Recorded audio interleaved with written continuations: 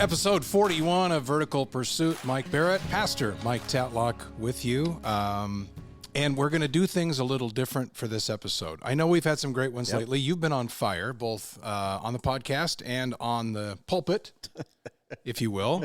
By the way, you can listen to any of Pastor Tatlock's sermons at gracechapelonline.org. That's right. Is that right? That's correct. And you're also team chaplain for the Portland Trailblazers, so you've been awfully busy with that. Yeah. Now that is back in full swing, and but we are going to have, we don't do this very often, but we're having a guest today, and we're doing it not guest in studio, but we think it's going to sound pretty good.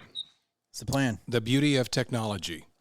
Very interesting guest, and a guy that I've wanted to have on for a long time because of not only friendship, but just a very interesting guy. And given his experience and kind of what he's doing now, and we talked about him in a recent episode, probably 4 or 5 episodes ago, when we were talking about your schedule. We were talking about pastors in this day and age, kind of when crises increase or when stress increases around the world, or especially in the faith community, you guys, your work doubles. Yeah. And oftentimes you need a break, and oftentimes you need some fellowship that perhaps is different than the average job. And our guest certainly helps with that. I want to talk more about that. But let's bring in Jason Atkinson, a good friend and a brother, and 14 years in the Oregon legislature. I don't even know what you start with when we talk about your resume and, you know, kind of your bio, but you were a senator in Oregon, ran for governor in 2006, thought about it again in 2010, a conservationist, a world-class two-handed fly fisherman. I always try to get that correct when I talk about your fly fishing expertise. A past commissioner of Oregon Fish and Wildlife, chairman of Oregon Governor's Office of Film and Television. You had a massive restoration that you spearheaded in the Klamath Basin in Oregon and California. You put out a Netflix documentary called A River Between Us that we'll talk more about. A writer, you've done some stuff in the Middle East.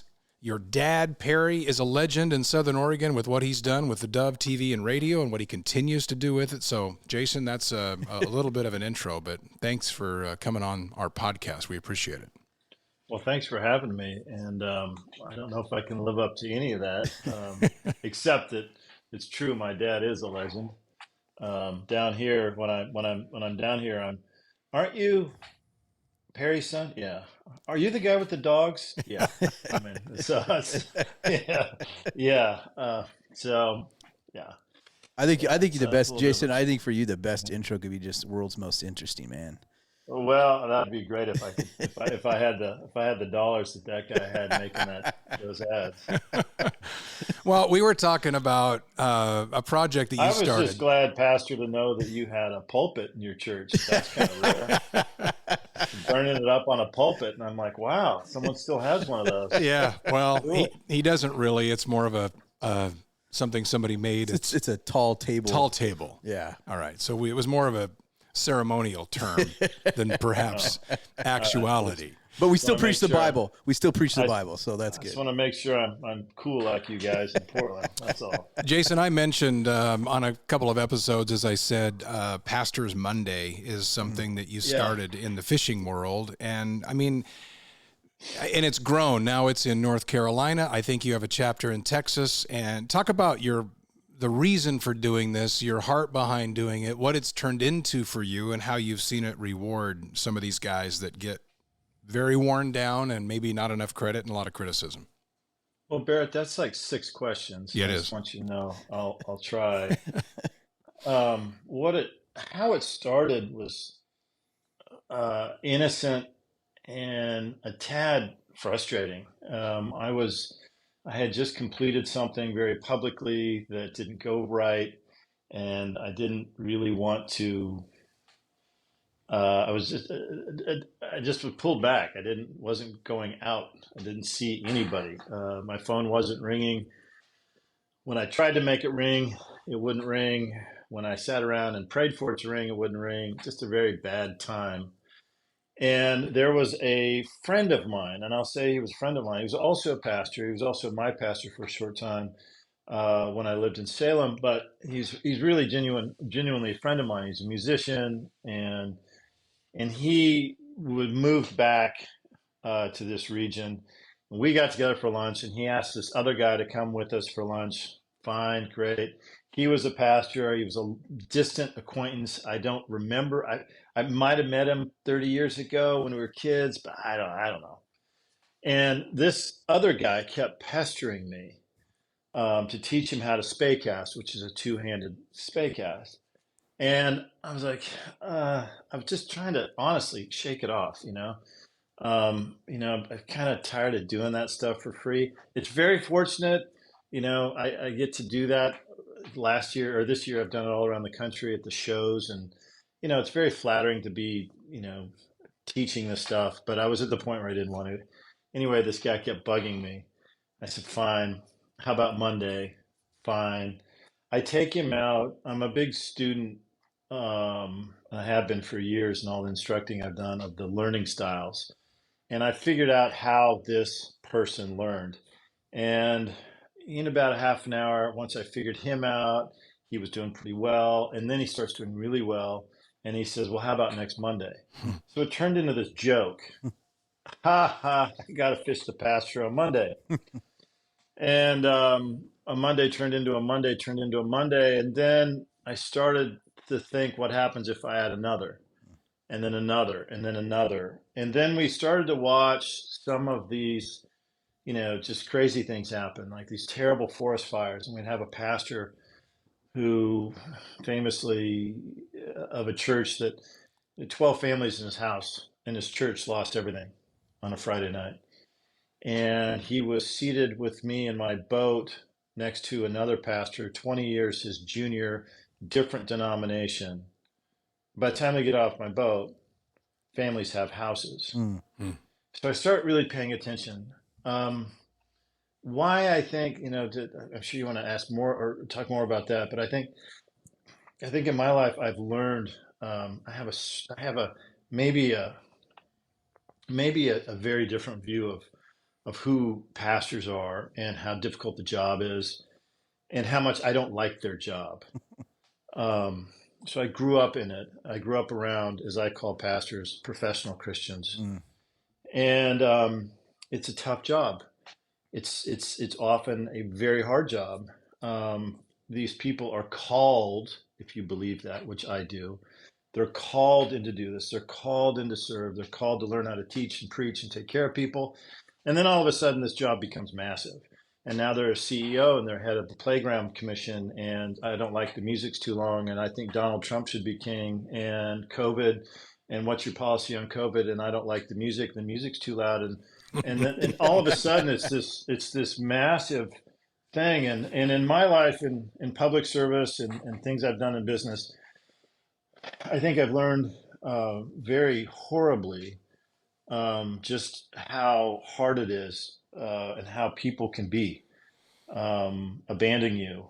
There's really, I don't know if I believe in loyalty, but these people have their face up, and 100% of the phone calls they get are bad news. Most of what they get is a complaint. What happens to the pastor whose wife hates it? But what do you do with the pastor whose kids got tangled up in drugs? We'll have no one to talk to. And so from my work, my time in public life, where every relationship is transactional, there's really no friendships, there's just transactions. I started to think how much of that's true when we set up Pastors Monday. So anyway, back to the story. We set up a 501c3. The first year, we leaned into it. We had 200 pastors come in Oregon. And then I had to go to online booking.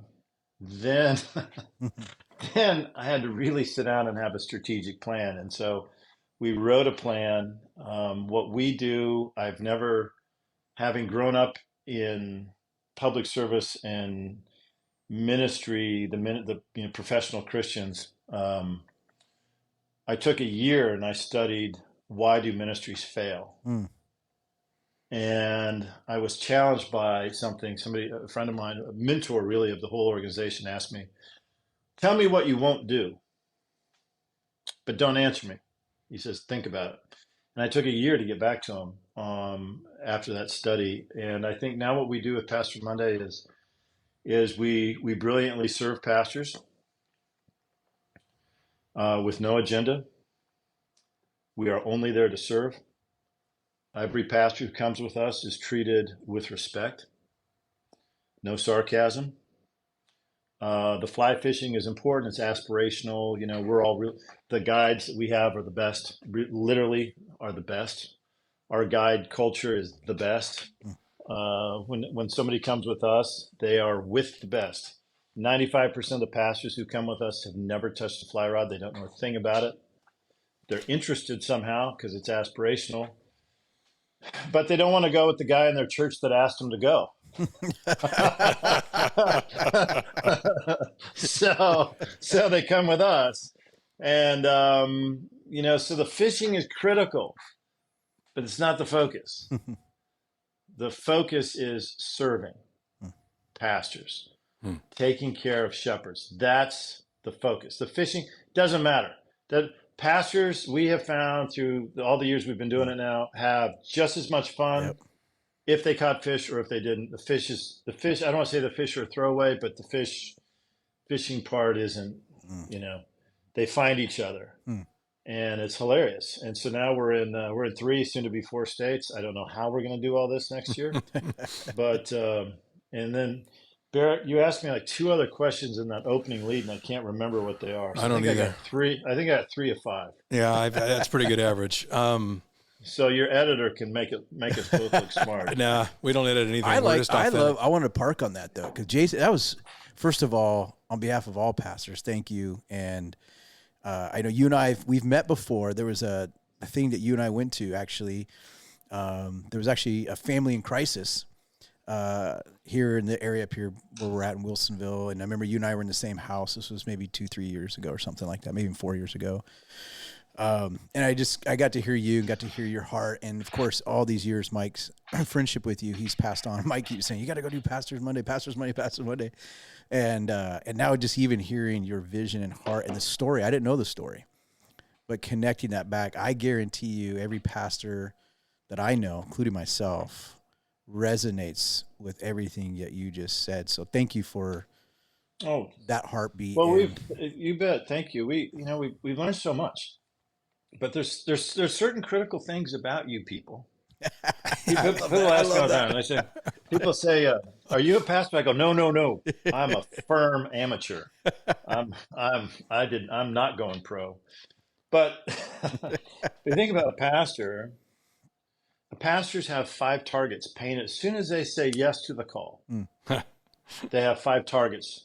Remember there was that old Far Side, the 2 deer, and they're standing up on end, and one's got this target, this bad birthmark, Hal. Yeah. Well, pastors get 5 of them. The first one is their health. You'd be amazed how many completely overweight, out of shape pastors we get. You'd be amazed how many pastors we have who have cancer. Second one is their marriage and their family. Because who do they go to? They can't go to their elders or the deacons. If there's a problem. And take it from me, I was a pastor's kid. Pastor's kids often hate ministry. And like I said, what happens if your kid gets in trouble? Well, then you're no longer the pastor. The third one is the organization that they go. Just tremendous pressure on the organization between old people and new people and the elders and the deacons and the budget and and then their emotional health, which you wouldn't think it, but if you're all by yourself every day, everybody, but you don't have any friends, and every human interaction you have is based in sarcasm, that's going to take an emotional toll. And then lastly, of course, and I hear this a lot, everything we say at Pastor Monday is confidential. I talk about this in the broader context of 500 pastors, but yeah, people who are spiritually just doubting the whole thing. Yeah. So there's 5 targets, and we we have figured out something that is it works. It works too well. But the idea of no agenda is, I love that. And we, you know, and I've been with Pastor Tatlock on a lot of things, and the conversation is great. And we talk about the power of cohorts, which are you know, your teaching does. We talk about the value of getting with a cohort, with a group. And of course we have one. But the fact that there isn't an agenda, do guys, are they surprised when they hear that? Because most of the things they go to probably starts with questions or some kind of agenda. But the fact that you don't have one, I would have to think is probably refreshing to these guys. Well, let me answer quickly and then unpack it. Yes, there's two things they're waiting for when a pastor comes with us. First of all, they're waiting for an ask. Mm. Like, it's just the way it is. It's just, what's the ask? These guys are going to ask me for money. They're going to ask me to join a Bible study. They're going to ask me to do something. I'm already too busy. They're already working. You can just watch them be smile. You know, the fake smile. I'm working on my excuse. So how we came upon no agenda is really out of me, you know, figuring out the three things we wouldn't do and realizing that I came really hard on this word curation, to curate. So what we do is a laser beam. There's no elders or deacons. There's no really cool guys that support the ministry. It is just pastors. It is only pastors. If you come with us, you're a pastor or you're not going. So we curate the finest fly fishing experience for pastors every Monday. That's 52 Mondays a year in multiple states. What we don't do is we don't orchestrate.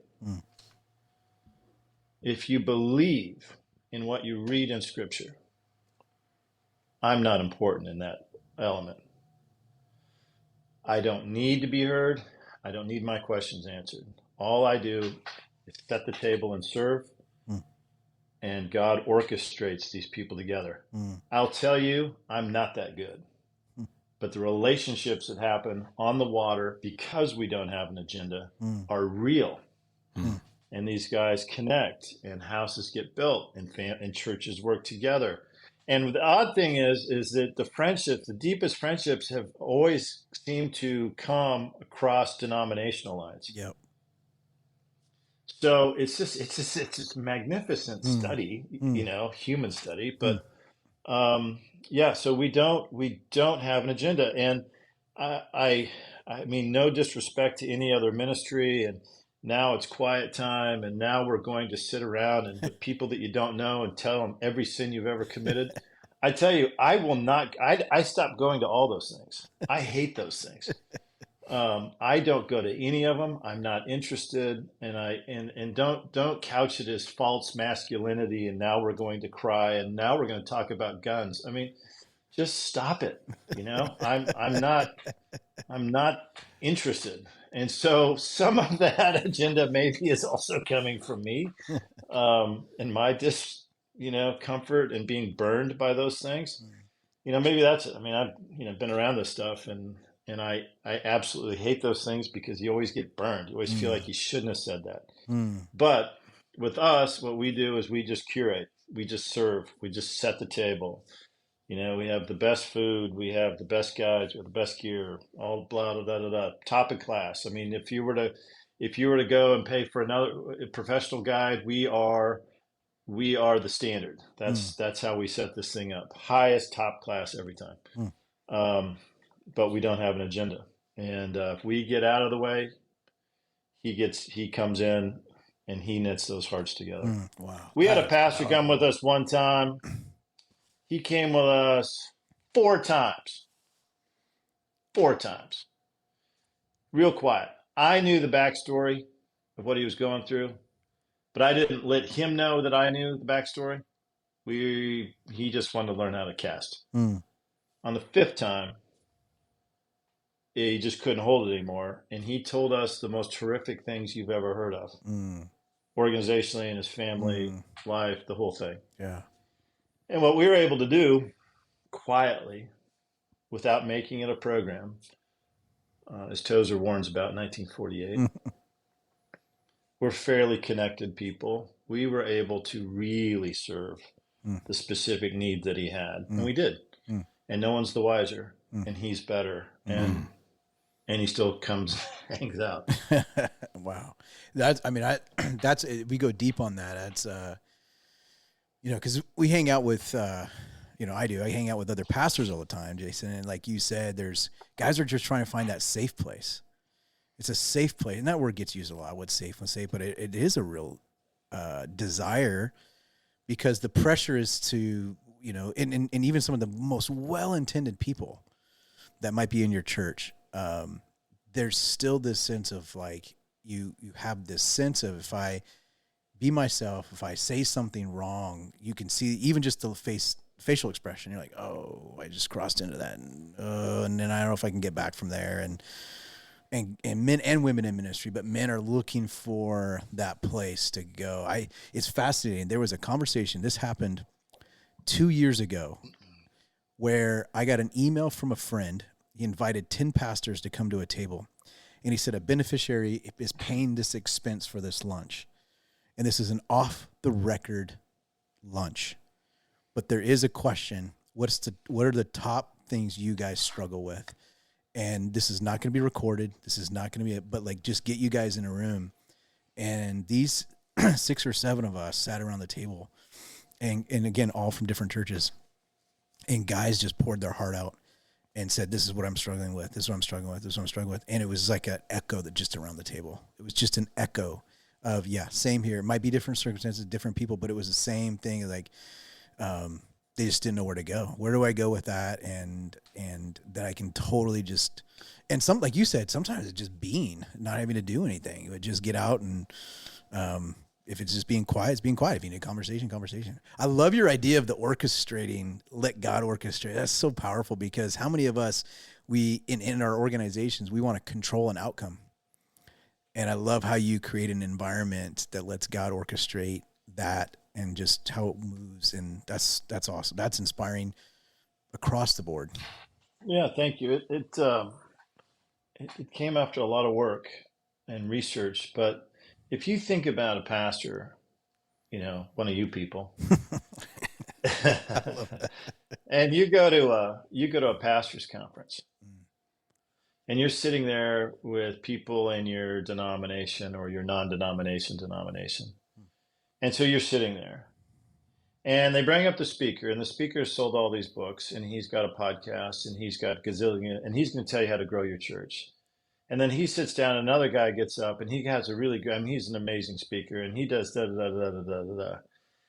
And then the next guy gets up, and he tells you how to do your home group ministry stuff, and here's how we did it, and we're successful in Atlanta, and yada, yada, yada, yada, yada. The bottom line is, after you go to one of those pastors' conferences, you feel worse about yourself, because how come I'm not up there? That's exactly You know? How come I don't have this? How come all this isn't? It's competitive. It's competitive. It's competitive in the rest of the world that we work in, not so much in Portland, because Portland's under not exactly a Christian faith-friendly environment. So the pastors are kind of you know, have to sort of know each other. But you go to a place, you know, we are in, I have this absolutely the coolest guy. His name is Mark Folk. And I met him by watching a video online, how I meet all people. I go, that guy's cool. I want to meet him. And I met him. And now long story, he runs New Wilderness Adventures. He trains guides how to guide and do men's ministry. And then he does Pastors Monday. Where Pastors Monday is in North Carolina, there is 365 churches in the county. In the county. And I'm like, where am I? You know, it's just crazy. He's like, what do you mean it's crazy? I said, I don't know. There's 350 in my state. No, there is. But, you know, so there's a competitive nature. But just go backwards for a second. Just go all the way back. In the Old Testament, before Jesus, the Almighty says, I will give you shepherds. Hmm. That's what he says. Mm-hmm. And to those I will call them. Hmm. So one of the fascinating things for us is, and one of the temptations, but we treat every pastor with the same respect. Hmm. Everyone.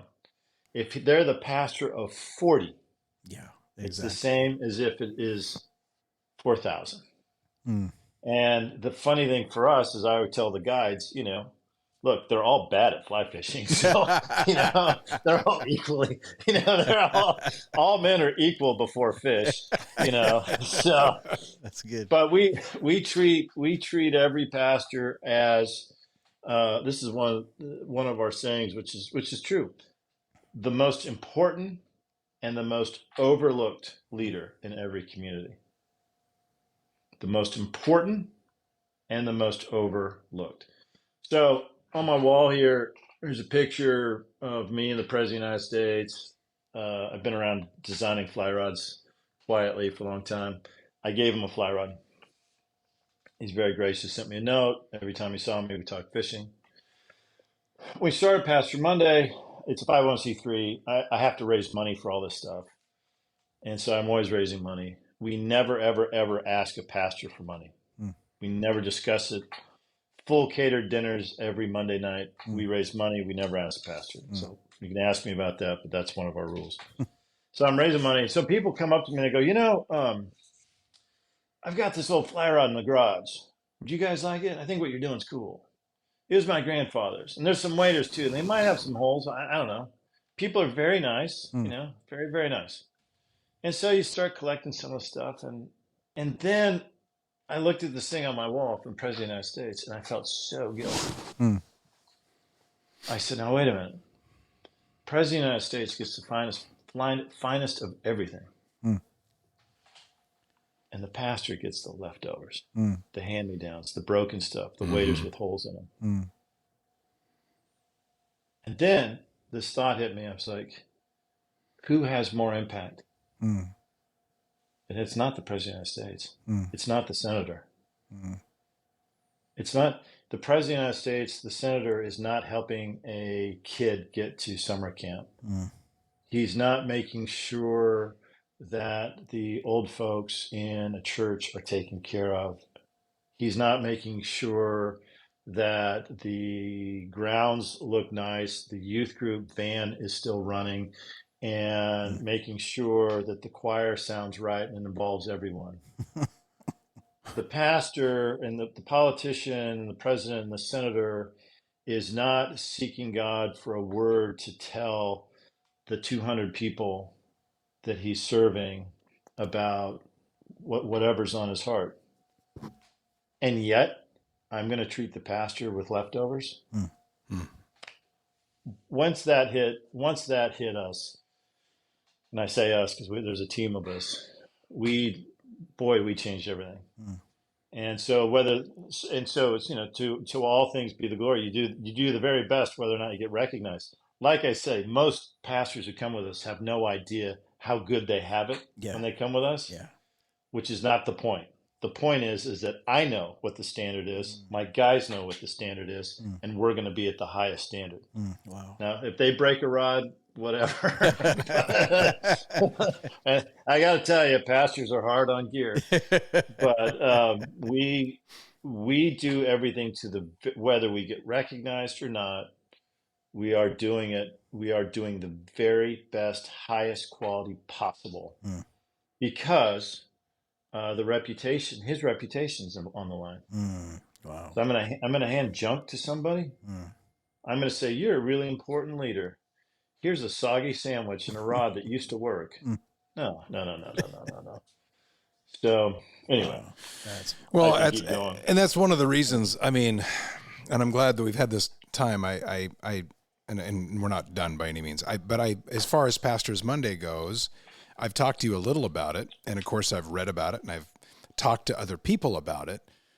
But I love hearing where it came from, where it's gone to, and I think it's going to continue to explode. Now, are you in a situation where you've taken I mean, how do you fund it? And is there a chance that, I mean, like corporate sponsorship or? Yeah, so it's a 501c3.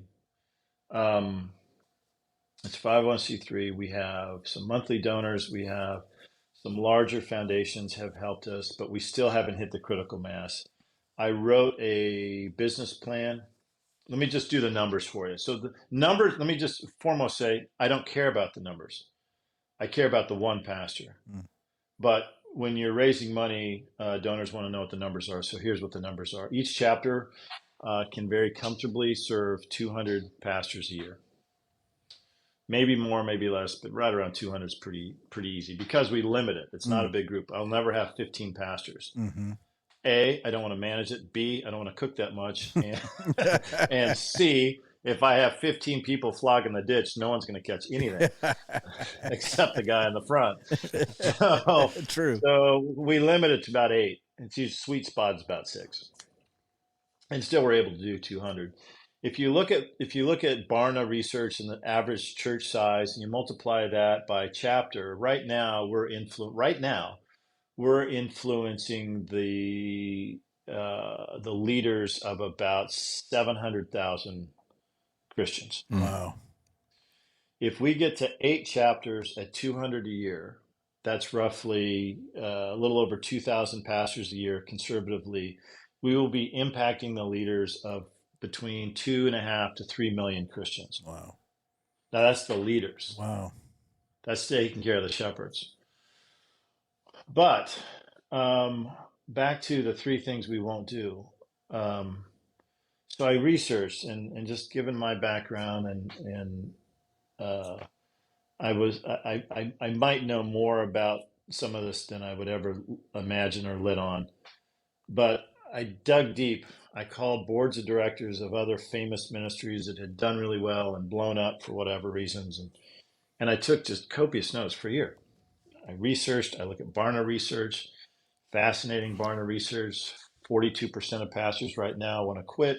The number goes up the younger the pastor is. I mean, it's just crazy. I mean, it's really a crisis. But I boiled down to us 3 things we won't do. And if I would do these 3 things, fundraising would be a piece of cake. So this is my problem, Barrett. Thanks a lot for opening up a wound. You're not selling out. That's what I wanted to point out. Well, sadly, it'd be much easier. Number 1, we will not worship celebrity. If I would do that, fundraising would be a piece of cake.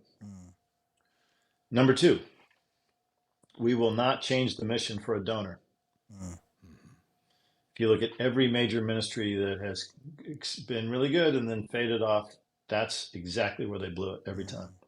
It's not a marked change. It's a and then change. I'll support your ministry, but then I need you to do it. Why don't you do it this way? It's that little change. We curate the finest fly fishing experiences for pastors every Monday, period. Hard stop. Can't change that. And the third thing is I won't take a donor's kids and make them part of our organization. Those are the 3 areas that kill ministries every time. Worship celebrity, change the mission for a donor, and put a donor's kids somewhere in the staff. Sounds harsh. Nope. But you know what? The bad emails are going to you guys, not me. You people. But you people. But if I would compromise on those, we would be fully funded. We'd be on, we'd be big and successful. But I won't because I've just been around too much. The other thing that we won't do, I mean, I've been in the fly fishing world for a long time, keeping it private from my other parts of my life. But I know enough guides, right, around the world to start 15 of these things. But I don't want guides. I love guides. I am a guide. I don't want guides. I don't want people focused on the fish. I want people that are focused on the pasture.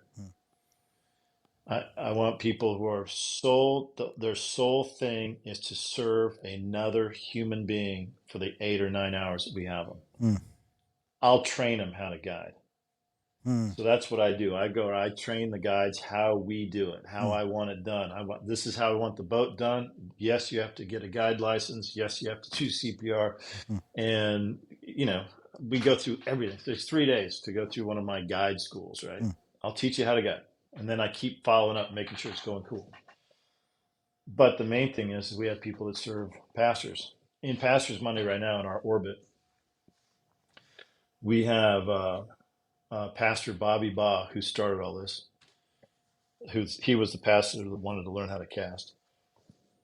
Scott Ashpole, a guy who was in business, and he floated rivers for 3 years, giving up golf because he became a steelheader. And he prayed, God, can't you use this? I feel so guilty. This is so selfish. Lord, can't you use this? Him. We have absolutely one of my favorite humans, a very close friend of mine. I just love this guy, Buddy Peterson in Texas. We have Mark Folk, who I mentioned in North Carolina, and his crew. And then we just brought on Pastor Shane Sun and Pastor Andy Steger in Denver. Mm. But if you put those key people together, what you'll find, yes, they happen to be really excellent anglers. And a guy like Buddy, just super experienced. They're all super experienced, passionate fly fishermen, and really good in becoming best in class guides. Mm. I mean, our guide culture is supreme. That's the best thing that we've created is the culture. But the talent that we have is to serve pastors. Forget the fish. Serve pastors. That's the DNA. And that's why pastors keep coming back. That's why our reputation is good. That's why the thing kind of grows. It isn't because of Jason Atkinson, I'll tell you that much. It's because they come out with Scott Ashpole or Bobby Baugh or Buddy Peterson. They have a conversation with Mark Folk. They're intrigued by these other humans that don't want something from them. Mm. And it's amazing. That's the secret sauce. Are you able to at times, and you and I, No, let's finish funding, Barrett. So Oh. if you'd like to contribute, no. yes, go ahead. Well, no. Sorry. Well, actually, it was a part B to my question was about corporate dollars. I would think the fly fishing world is a unique world, and you introduced me to Fly it. You taught fishing, me. you got to be really, really careful. Fly fishing is very, very, very, very, very small and very skeptical. There's a lot of really great work being done with Wounded Warriors, with Casting for a Cure, with various cancer charities.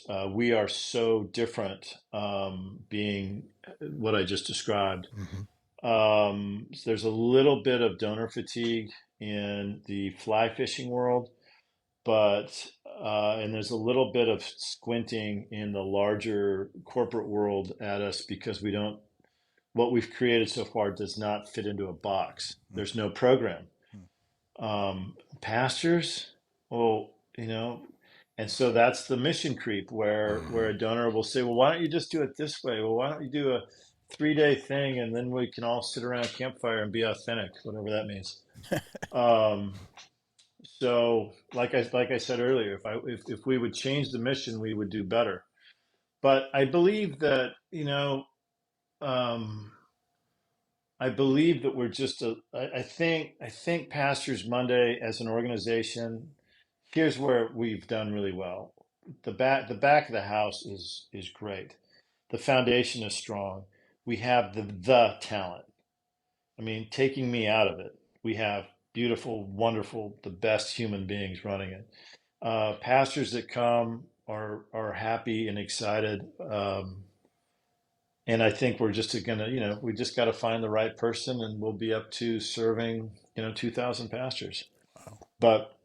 But we serve, like I tell the guys, look, it's one pastor at a time.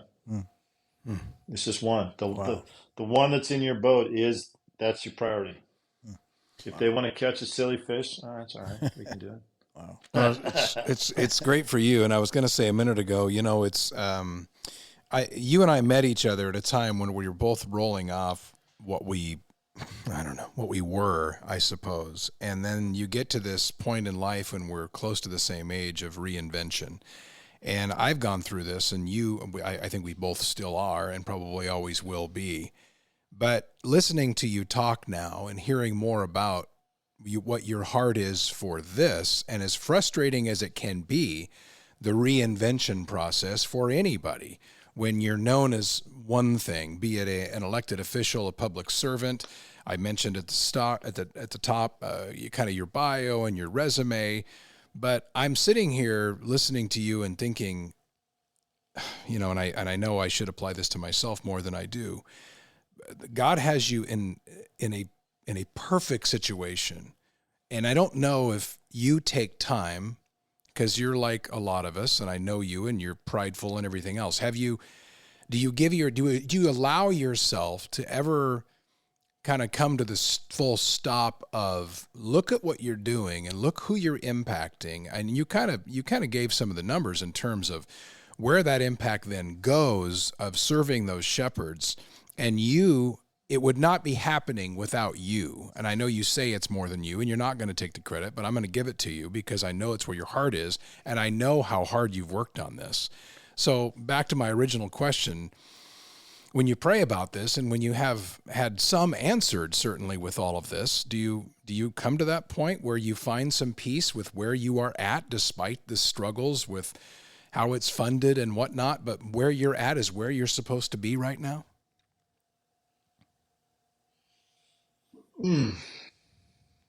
Barrett. No, I don't. Not yet, anyway. It's it's fun to when Monday happens. It's fun. It takes a couple of days to get ready for Monday. It takes a couple of days to break down for Monday, and I'm always nervous about how to pay for it. Mm. So it's really um, one of the most brilliant questions I was asked about this project is really a mentor of mine asked me. He said, "So at what point did you burn out your volunteers?" Mm. And I think that point's probably coming. If I, Mm. that point's coming. I mean, I'm the chief volunteer, and it's it's you know I've learned how dangerous sarcasm is. And when you tell people, yeah, you take pastors fishing, all you get is sarcasm, like it's a big joke and it's easy, and you're just all blowing a day off. Well, they have no idea the amount of professional work, time, Mm. effort, Yeah. and certainly people that don't understand what fly fishing is. Mm-hmm. Yes, it's throwing a wad of chicken feathers at fish, but um, I have a goal with it. I've been doing it for over 4 decades, of what I want my own fishing to be. I mean, it's a lifetime pursuit. So we take it all very serious. But have I slowed down to? We're still in startup phase. I will tell you though, um, that long term, if I were to be taken out of it, back to the research stuff I mentioned earlier, what we won't do. A lot of times, great ministries or nonprofits happen, even great businesses happen because of the personality of the person of who founded them. Mm. Yeah. And when that person goes away, the whole thing collapses. Right. And I'm like, I actually think so much of this that I've been trying to figure out and de-emphasize myself so that it goes on, whether you've heard of Jason Atkinson or not. Mm. That's really not that important. Mm. I was funny. We had the first time we did Texas. So we go down there, train the guides. Buddy Peterson and I, we pre-fished this private water we were given, and the day comes and we do just like you're supposed to do, which is have in Texas, which is to have a huge burrito and two Red Bulls and take 8 pastors in a Sprinter van fishing. So we go and do all this stuff. Some of these pastors drove 3 hours to come to Pastors Monday. It was cool. It was like the first one, boom, there's 8. And so I stay afterwards with one of the other guides to clean up everything. So there's a lot of work, so you're cleaning up, you're breaking down furniture and food, and you're putting all boats away, and, a couple more hours. So the pastors are with Buddy and they're driving. And these pastors get this idea. 2 of them have really connected. They're old friends. They haven't seen each other in a year. We've got to go. This is what all Texans say. We got to go to Colorado. That's, Texas's playground. And so Buddy, who's driving the van, says, "You fool. Do you know who served you lunch today?" I said, "No." I said, "Well, that's Jason Atkinson. And he knows all about the Pacific Crest Trail. Call him." So now we're driving, he's driving, and I'm talking on speakerphone to a bunch of loud pastors who want to come fly and see the Pacific Crest Trail. Suffice it to say, we had a herd of pastors from Texas fly to Oregon. Bobby Baugh and his donkeys, he's got a donkey train that he takes elk hunting, takes all these Texan flatlanders up into the high country of southern Oregon for 3 days to chase fish in these lakes. Wow. I say that because if it were a Jason Atkinson thing, that wouldn't have happened. Yeah. Yep. If I get out of the way, it happens. And that's the secret of everything, even ministry too, is you can build around Jesus or you can build around a man, and one is something that collapses on itself at some point, and one is sustainable for eternity. And that's always like that mindset of everything, whether it's a business model or ministry model. Either one, it's the same goal. I'm sitting here, and I know I loved before we started the podcast. We had just like, you kind of gave us a tour around your home office. Mike and I are sitting here. We can see each other on the screen. Our viewers are just listening right now. But I love how you have these things. I keep looking at you, and over your shoulder, I keep seeing that family in Iraq, and you fly fished in Iraq, I think too. I think that maybe I heard that, but like you have had such a global like journey in your life. Mm-hmm. And because that's another thing I feel like, someone like you, Jason, is someone who has seen, you've seen the world. I mean, what in your journeys of life, it's probably hard to summarize it all into a few things, but like, what are some things that you have seen globally in relationships? You've been to Israel a ton of times. You've been to Iraq. You've worked with faith leaders, political leaders, everybody. What are some things that you have seen that impacted you the most, that has shaped you to who you are today, whether it was good experience, bad experience, but what are some takeaways? I don't know if I've ever been asked it that way. I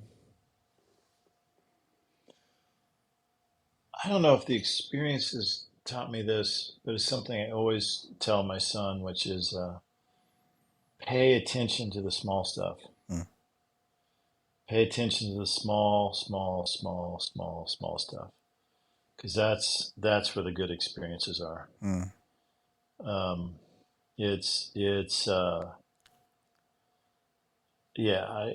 I was with one of my favorite people in fly fishing, who I won't say his name, but suffice it, I would argue he and his wife and son are the first family of fly fishing globally. They are the best, the standard. People talk about this guy in the very hushed tones. And I told him, I said, I've been around kings and presidents and prime ministers, but I'm nervous talking to you because none of those guys taught me anything about fly fishing. But it's always the little things. There's a reason why, to this day, I see people in a wheelchair, and it is hard for me because I'm supposed to be in a wheelchair. Premature babies. My son was born prematurely, so that's now part of my world. Traveling in the Middle East and doing a bunch of very heady things with a lot of very heady people. The experiences that are the best are the really small ones with people who didn't have to be nice or kind to me who were. That's what I always Mm. remember. Mm-hmm. When I was in politics, one of the things I enjoyed the most is I used to, instead of the members lounge, um, I used to hang out with the janitors, Mm. the people that actually took care of the building. And they knew how much I loved the building, and it was, to this day I still hear from some of them and their kids. It's the small things, I Mm. think. Wow. I wear this thing on my wrist. Um, it's been on my wrist for, gosh, 12 years, 13 years. Mm. Haven't taken it off. I got it in a neighborhood outside of or inside of Kathmandu. I helped this kid. I call him my kid. Um, Immigrate legally to the United States, and he immigrates, and then he holds up when he finally gets sworn in. All you see is this brown Nepalese kid. He's not a kid anymore. Holding up his certificate of being an American citizen and teeth, just big white teeth. And I just got a picture last week of his wife who finally became an American citizen. Mm. None of that's going to get me elected. None of that's going to make me money. None of that is going to go on my resume. But those are the things that Mm. really are. Wow. That's the money. That's when it matters. It's amazing. What I know that you've told me some stories just from your time in Israel, and I was, not you don't have to go big into this, but when everything happened there recently between Israel and Palestinians, I thought of you and was wondering what your take on the whole region is right now. We've talked about it a little bit. We had a podcast where Mike kind of walked through some Old Testament type lineage and really got down to kind of giving people, and me included, a better understanding of the history of the region. And I think a lot of people base their opinions on stuff that they don't know that much about. And so it was a time to educate a little bit. And you being a guy who was over there, and like I said, I wanted to get your take on what's going on in that part of the world. And what is it? I mean, I know you know people there and you've been there and you have experience there. So yours is an opinion I would value probably more than some others. Oh, thank you. It's difficult. It's difficult. A good friend of mine, his son, who I've known since he was 13, is now a tank commander in northern Hamas. Mm. His daughter's in intelligence. I was on the phone last night with a very close Muslim friend of mine, trying to figure out how to move some mobile hospitals through through Jordan to Egypt. How I get in these conversations, I still don't really know. When the war broke out, when Hamas attacked this time, um, for some reason, I knew three different chunks of Americans, all separate, who needed to get out of the country. And as you remember, Tel Aviv was shut down. Mm-hmm.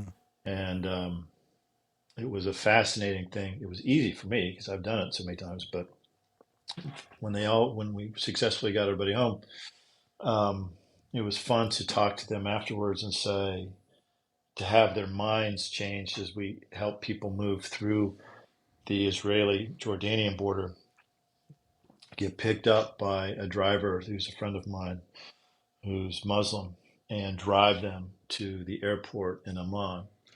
And the distance between getting picked up at the airport or at the border and taken to the airport hours away is probably the biggest lesson for Mm. some of those Americans ever to experience, Mm-hmm.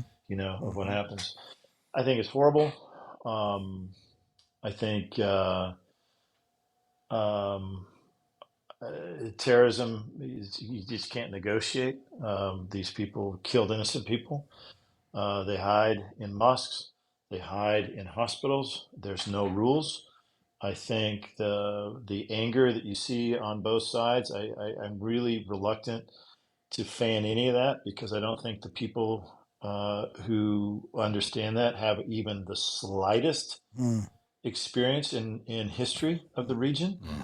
Mhm. You can't understand this without history, but I stand firmly with my friends in Israel. Hamas has to be defeated, and hopefully as many of those hostages can get out before that defeat happens. Mm. But it's imminent. The problem with it is that nobody, the Middle East in the last 8 years has the whole face of it has changed, largely because, in my opinion, of failure of U.S. foreign policy. Mm. We gave Syria to Russia. We Mm. gave Iran and Iraq to Russia. We gave influence that we used to have in Egypt to Russia, Mm. um, while simultaneously giving Afghanistan back to Russia, simultaneously giving away Central America and South Africa in the middle part of Sub-Sahara to China. That was our theory. And what we said, well, it's all America first. If anybody actually understood their history and understand that every time we've ever had that as a U.S. policy, it has destroyed the world. Mm. We had that before World War One. We had that during World War Two. It's never worked. Mm. A lot of things have never worked, but that's probably more than you need to have time for the podcast. Well, it's interesting to hear you talk about, a ride in a car with, people learning from each other. You've been a guy who in your political career always worked well with both sides. And I want to touch on one more thing, and there's no time limit on this, but I did want to talk about, I want to get to, I mentioned A River Between Us, which was a great, Oh yeah. great documentary. Boy, It's still on pastors, Netflix. from pastors I to know. terrorism to the Klan. Right. This is what we do on I hope, this podcast. I hope your audience can hang on. I don't know. But the one thing I wanted that hit me watching the documentary when I did, which is very good, and it's on this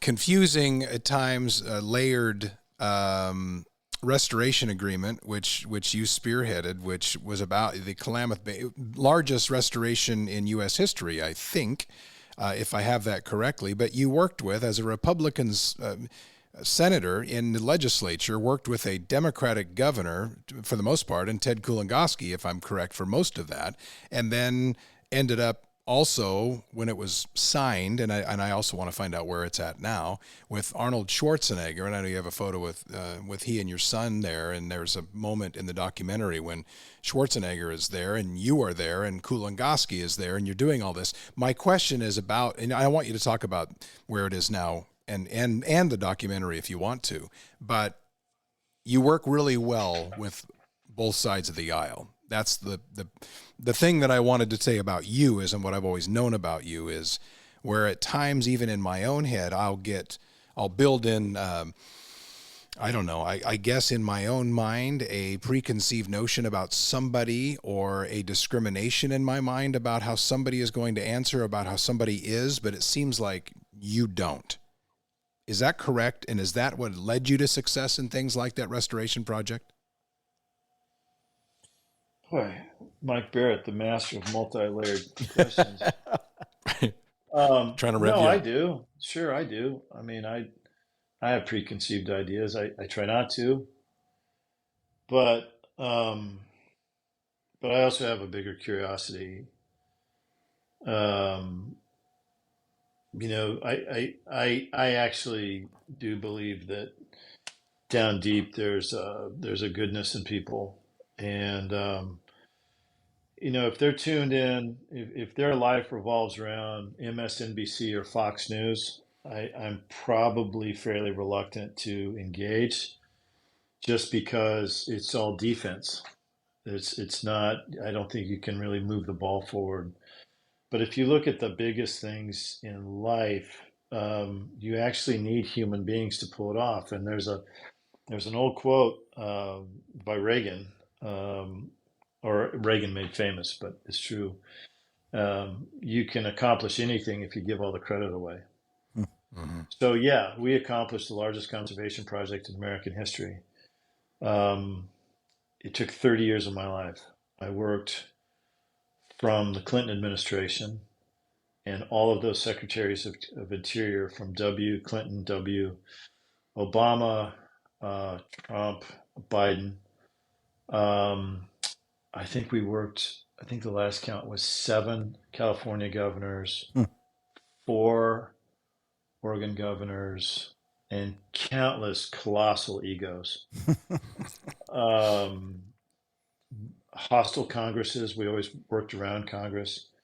But we used the film as a lever for Obama to sign off on it without Congress, because Congress will just mess it up, which they would. And so ultimately we were successful. And then the really shocking thing is that we did all this stuff, and I'm kind of on the sidelines of the project that I created, which hurts on a variety of levels. But the main thing is that we accomplished what we set out to do. The film was just to legitimize it. The real work was behind the scenes. Actually, the deal that is in place now started on a cocktail napkin between myself and a friend of mine by the name of Jim Root. That's everything that's in place today. All these NGOs are taking credit. None of them were there when we were writing on cocktail napkins in the Cannon House office building in 2003 or 4, whatever it was. But the Klamath is a big, beautiful project. It's still complicated. There's still colossal egos. There's still there's still going to be heartburn and heartache. But we stumbled on this notion, which was forget the river, heal the people. If you heal the people, they'll heal the river. And if you look at Pastors Monday, it's the same thing. Yeah. Forget the fish. Serve the people, they'll catch fish. So I kind of learned this asymmetrical way of looking at it, and the Klamath is beautiful. I mean, it's massive in scope. The Biden administration has been friendly. However, their Interior Department, EPA, has just been like, it's very political and painfully political. But there's still, I'll tell you one thing. So the chairman of the Klamath tribe retired, and his name is Don Gentry. It's just the best. This guy is just the best human. He has an incredible testimony too. He's a Christian, been a pastor, been the chief of the amalgamation of 3 tribes, which is now called the Klamath tribe. Without question, we wouldn't have the largest restoration project in American history without this guy. And he's become a friend of mine.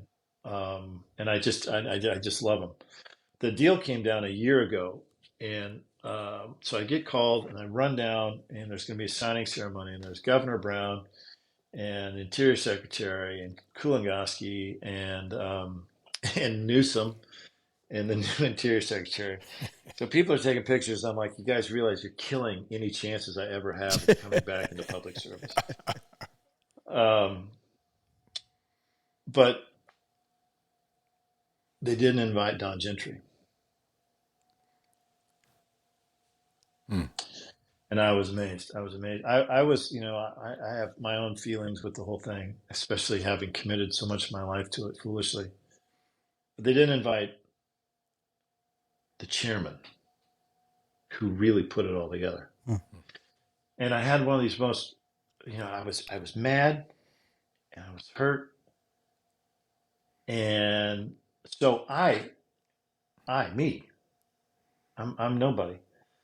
I called my friend, the chairman, and I called him. He's in his kitchen. I said, Mr. Chairman. Oh, Senator, how are you? I said, well, I've got some news for you. And I told him this technical thing that was actually the finish of the deal. The Federal Energy Regulatory Commission actually completed the deal, signed off. He says, hold on. He puts me on speakerphone, and there's his wife, Mary, She says, "Say that again." But when he asked me to say it again, his voice cracked. Hmm.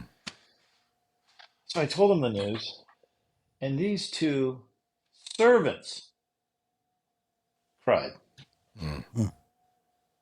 And that was the biggest lesson to me of all of it. The people who actually really do the work almost really never get the credit. Yeah. But in this case, for me to watch my friend who I hold in the highest regard, one time I put a dinner on for everybody, and I made him come in last after I lectured everyone. When he comes in the room, everyone stand. He's head of state. He's not your buddy. He's not the head of an agency. He's not the CEO. He's the chief of a tribe.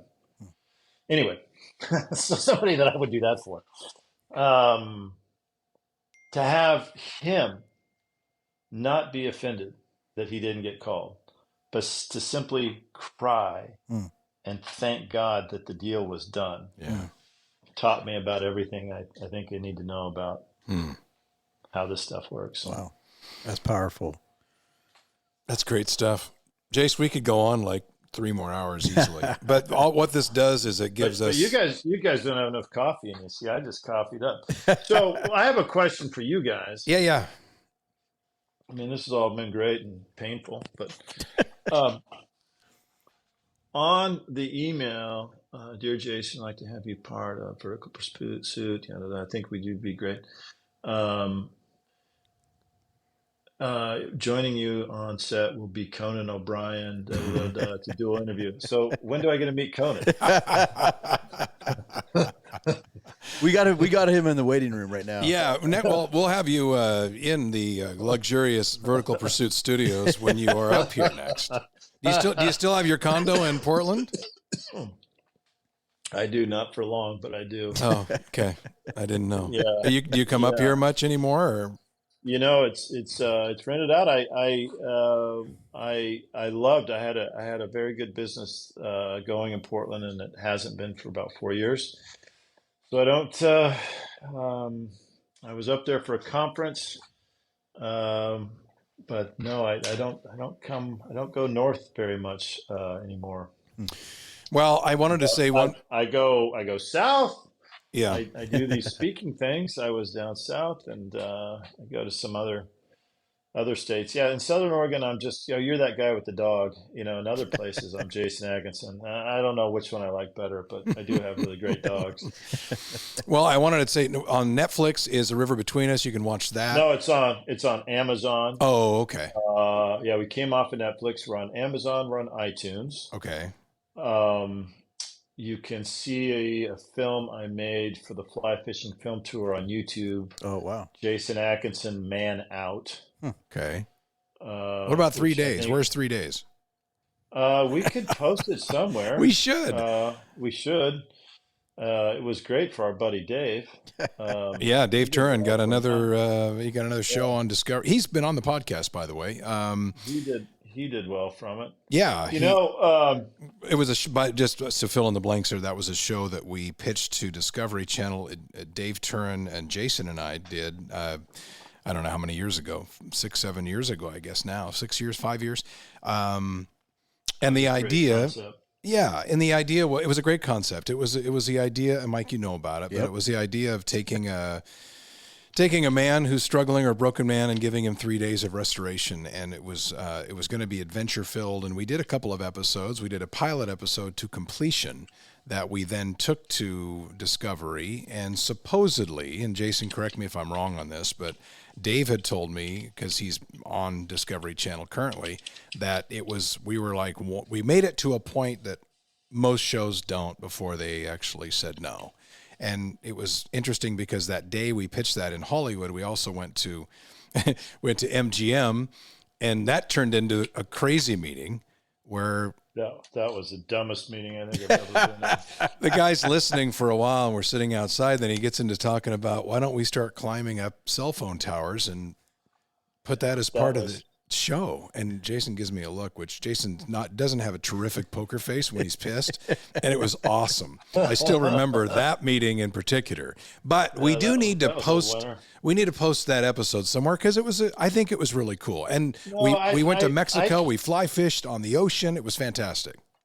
My dad told me that when Pastor's Monday started really getting some steam, he goes, you keep doing the same thing over and over and over.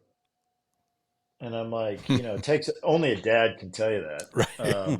I'm like, he's like 3 days, man out, the stuff you did in public service, the stuff with the river. It's always about restoring somebody by showing them what happens outside. Mm. And he said it far more biblically based than that, but that's the gist. He is a professional Christian.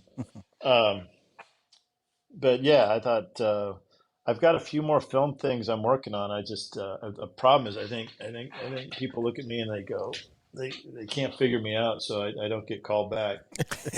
But I think it's a compliment, though. It's not. I have groceries and a kid in college, man. Yeah, that's true. I need somebody to call me back. Well, I did do a podcast last week. It was a challenge to myself. You guys I didn't do this to you guys because I know the audio was a little weird. But I did a podcast on top of my horse. Oh, no way. Yeah. That's I'm like, awesome. I wonder how long I can pull this off. That's awesome. Well, next time we have you on, you got to be on your horse. We'll do that. We'll I'm riding a horse on a podcast. I'm like, the audience is none the wiser except for maybe a few barn sounds, maybe a couple little squeaky leather and some nostril clearing. But that could have been me. I don't know. It could have been me. Could have been a weird. I can't figure that guy out. Well, but I have this new puppy dog, and I cannot, for the life of me, you do your podcast with this dog around, because if they see earbuds in my ear, it is party time. It is how much noise can we make? Yeah, it's the strangest thing. We wouldn't have minded that. Not at all. But it's cute at first. But I can't really be on here representing Pastors Monday and then yelling at my dog in a modestly Christian way. Tell people how they learn more about Pastors Monday. I think I gave the web address correctly. It's pastors, plural, pastorsmonday.com. Okay.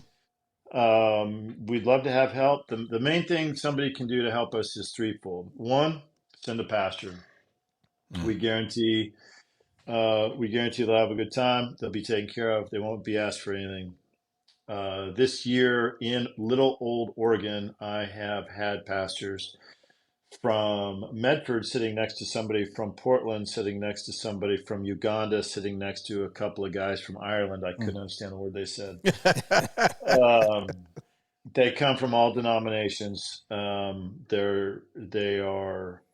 If two come from the same church, we divide them. Mm-hmm. You meet somebody else, for crying out loud. Mm-hmm. It's terrific. So that pray for us. Yeah. We're expanding. I don't have the cash to expand as big as the need is, but the point is not about raising money. The point is that there's a need.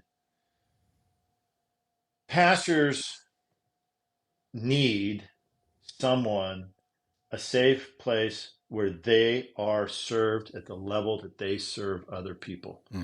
If nothing else, as a reminder to how it's done. If nothing else, as a reprieve from the sarcasm.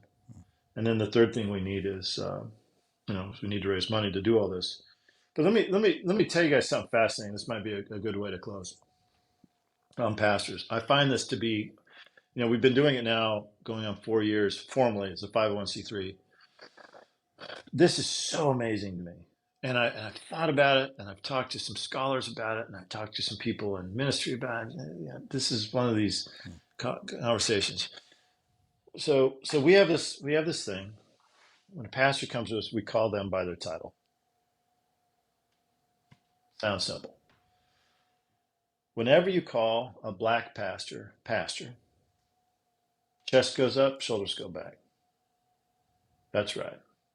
Proud to be called pastor, I'm acknowledging their title. When we have a brown pastor and we call them pastor, same thing. They're proud to be called pastor. It's I'm acknowledging them as pastor, and maybe it's pastor than the first name. If we're on but our guys, we all do this. It's always use a title. 100% of white pastors say, "Call me Mike." Call me Bill. That's true. Call me Dan. That is true. 100% refuse the title. So it's put us into a bit of a tailspin because my guys are, well, he wants to be called by his first name. I'm like, great. Well, then call him Pastor Dan. Call him Pastor Bill. Yeah. Why is that? Well, I believe, and I checked this by a pastor last week in Seattle. I said, I have this theory. And after I explained my theory, he actually teared up. He says, yeah, that's it. Pastors just want to be one of the guys, whatever that means. But I think the real reason is that they're so tired of sarcasm and the disrespect that comes from being called pastor that they just want to break from the sarcasm and a break from the disrespect. Mm-hmm. Oh. When I was a senator, I'd walk in and everybody would say something. It's just, even today, people, when I walk into a room, the first thing I get is sarcasm about how bad politicians are, how bad you are. Oh, you're just a fly fishing guy. Everything is a slight. Everything is a sarcasm. Everything is a discount. Everything is a cut down. And if you're a pastor, that's all you face all the time. Oh, clean it up. Here comes a pastor. Yep. Yep. Talking about that. Yeah. Yeah. Well, every day. So what we have stumbled onto, so pastor comes, call me by my first name. Okay, pastor first name. But we after about a half an hour, when they're waiting for us to ask them for something, they realize that we're doing this out of serving them. And we're calling them pastor because we believe they are called to do this job, and we are called to serve them in doing this job. They are elevated by God Almighty as a shepherd. We will call you pastor. I like After that. a little while, their shoulders go back, their chest. It's good. It's good. It's fascinating. I love Gentlemen, it. That's a thanks for good having word. me. Hey, I love it, Jace. We appreciate you, and thank you. I mean, much respect for what you're doing. I mean, I love your heart and love what you're trying to do in serving these guys. And I try to be that for Pastor Tatlock to some degree, a little bit of an 100%. escape when we hit the river Absolutely. and we go chase elk around. And you're doing it on a grand scale, and we appreciate you. And we invite everybody to check out pastorsmonday.com. And Jason Thanks, already fellas. said the ask. So, Jace, we'll have you on again soon. I appreciate you. For sure. All right, I'll be the tall guy on a horse. You can't miss me. Okay, that's Jason Atkinson, the world's most interesting man, or at least Southern Oregon's most interesting man, here on Vertical Pursuit. We appreciate your time, and we will talk to you on the next episode. We invite you to subscribe to our podcast, comment, or message us, and check out our website at verticalpursuit.org. Download the VP app and check us out on Instagram, Twitter, and Facebook.